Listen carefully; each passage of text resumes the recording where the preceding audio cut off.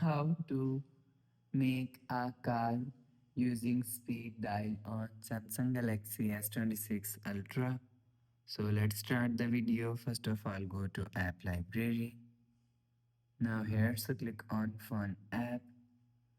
Now here, click on this three dot icon and click on speed dial numbers. So after click on speed dial numbers, so you will see.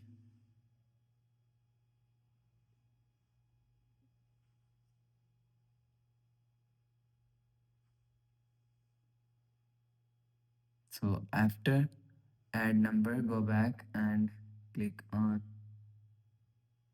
key, enter your key.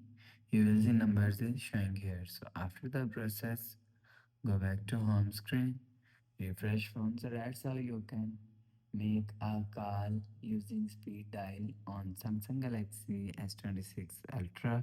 So if you like the video, please subscribe. Thanks for watching.